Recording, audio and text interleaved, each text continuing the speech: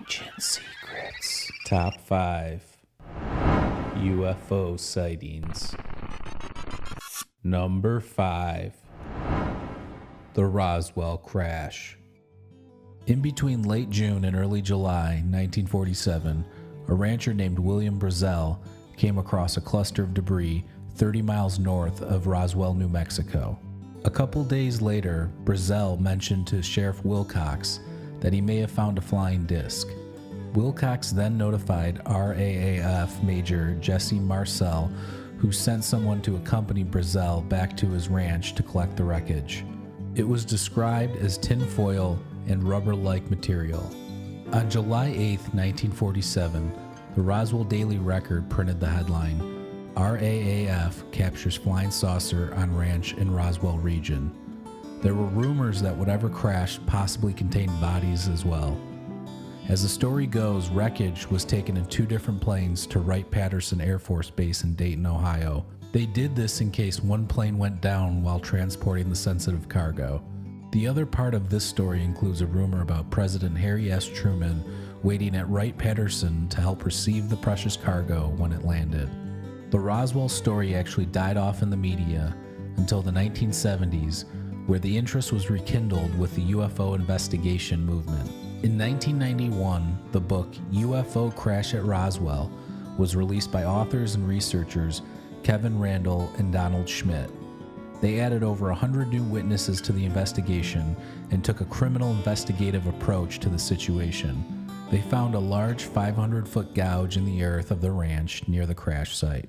They also uncovered new evidence that William Brazel led the Army officials to a second crash site.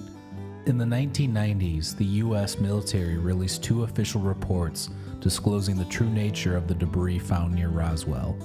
It was a nuclear test surveillance balloon from Project Mogul. Number 4.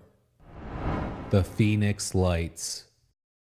On March 13, 1997, around 8 p.m., thousands of people in the Phoenix area witnessed 2 anomalous events back to back. The first event was just after 8 p.m., when a massive V-shaped formation of lights could be seen by thousands. The lights could be seen over northern Arizona as they traveled south over Phoenix and could later be seen near Tucson. Many of the people that witnessed this craft said it was massive enough to cover the stars over a few city blocks. This meant it was probably one object with 6 or 7 lights. There is only one known video of this event, and it was taken by a retired pilot in Scottsdale. The second event was around 10 p.m. It was seen by more people, and it appeared to be 9 lights hovering over the city of Phoenix. This is the more popular of the 2 events, since there's more homemade video footage and it received a lot more media coverage. The explanation given by the U.S. Air Force was that they were slow-falling, long-burning illumination flares that were dropped by 4 8-10 Warthog aircrafts. Arizona Governor Fife Symington joked about the incident by saying he knew what was responsible for the event, and then he came out in an alien costume at a press conference. In 2007, he claimed to have seen the object from the first event and said it was larger than anything he had ever seen in the sky. This was credible since he was a pilot himself. He then reached out to local Luke Air Force Base, and they acted like they had no idea what he was talking about. UFO researcher Dr. Stephen Greer, who has relationships with government officials and people with high-level access, claims he was given a heads up that something was going to happen the night before the events took place. Number 3. The Rendlesham Forest Incident. Royal Air Force Bases Bentwaters and Woodbridge were being used by the United States Air Force during the Cold War. They were located at the north and south ends of the Rendlesham Forest in Suffolk County, England. At roughly 3 a.m. on December 26, 1980, Sergeant Jim Peniston and Airman John Burroughs and a group of RAF Woodbridge officers witnessed a light that descended into the trees of Rendlesham Forest. Peniston and Burroughs went into Rendlesham Forest to investigate the strange lights. The object was picked up on military radar. At the time, they assumed it was some sort of downed aircraft or satellite. When they arrived at the site, it was like nothing they had ever seen. It was a glowing bright light. As Sergeant Peniston approached the craft, the sounds of the forest deadened, and they could feel static in the air. He said he experienced some sort of time dilation, as if time started to drag, where a few minutes felt like hours. The glowing light subsided, and he could see a shiny triangular craft hovering above the ground. It had a metallic, glassy look with red and blue shimmering lights. There was no visible landing gears, windows, or exhaust. That is when he saw markings on the craft in which he initially assumed they were military or possibly even NASA. He moved closer to get a better look and noticed they more closely resembled cryptograms or hieroglyphs. He reached out his hand to touch the glyphs and was overcome by a blinding white light that disabled his sight and sound. He came out of the trance-like state as the craft lit back up and began to elevate before disappearing above the tree line. The next day he began receiving images of thousands of ones and zeros in his mind.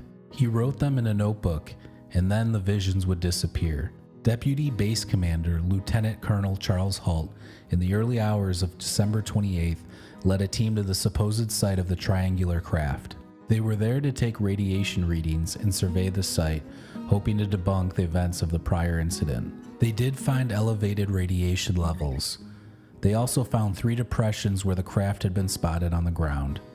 Beta and gamma ray readings peaked in the 3 depressions near the center of the triangle. Later that night in the same area, Lieutenant Colonel Halt and his team witnessed a red sun-like light. It moved around and pulsed. At one point it broke into 5 pieces and disappeared. Immediately after, 3 lights could be seen moving in sharp angular motions 10 degrees above the horizon. 2 of the objects moved north and could be seen for an hour. The other object moved to the south and could be seen for 2 to 3 hours, occasionally shining a beam down as if it were looking for something. The famous Halt memo, outlining both of the incidents, was sent to the Ministry of Defense on January 13, 1981. On June 25, 2009, Halt released an official public statement confirming the incident. In 2010, retired Sergeant Jim Peniston sat down with UFO researcher Linda Moulton Howe and a computer expert. They helped him decipher the binary code image that had been haunting him for 30 years from having touched the glyphs on the craft. The binary code came up with the phrases, "Exploration of humanity for continuous planetary advance," and "Eyes of your eyes." It also came up with the coordinates to the locations of Caracal, Belize, Sedona, Arizona, the Great Pyramid of Giza, the Nazca Lines in Peru, Tai Shan Ku in China, the Portara at the Temple of Apollo in Naxos, Greece, and a location off the west coast of Ireland, which is thought to be the lost civilization of High Brazil. The most interesting thing to come from the code was the phrase, "Origin year 8100. Jim Peniston did not believe these objects were of alien nature, but possibly time travelers trying to relay a message. Skeptics and debunkers claim it was possibly the Orfordness Lighthouse, a meteorite, or even possibly a Soviet satellite. On October 18, 2017, Expedition Unknown aired the episode UFOs over England. The host, Josh Gates, conducted an experiment to see if the Orfordness Lighthouse could be seen from the location of the sighting in Rendlesham Forest. The light could not be seen through the trees, and it wasn't even close. He makes another good point that these were trained military men who would have known the difference between a lighthouse and what they saw in the forest. Also, the lighthouse would not have been able to account for Lieutenant Colonel Halt's experience. Number 2. The ATIP program. The Advanced Aviation Threat Identification Program ran from 2007 to 2012, in which the U.S. government spent $22 million investigating unidentified aerial phenomena. The program leader was Luis Elizondo, who is now a member of the To the Stars Academy team. Former Senator of Nevada, Harry Reid, secured funding for the program and said it was one of the more important things he did in his career. Harry Reid was urged by friend, businessman, and government contractor Robert Bigelow of Bigelow Aerospace to fund the program. The gimbal video, is the first of 3 videos which went through the official declassification review process. They were released by the U.S. Department of Defense and obtained by Tom DeLonge and Luis Elizondo, who run To the Stars Academy. This video is from the cockpit of a U.S. Navy FA-18 Super Hornet using the most advanced target forward-looking infrared system. The unusual thing about this craft is it showed low observability in certain spectrums, anomalous flight capabilities, no visible propulsion systems, and a possible energy field from an unknown source. The Tic Tac video was recorded on November 14, 2004. The USS Princeton had been tracking these objects for 2 weeks 100 miles off the coast of San Diego.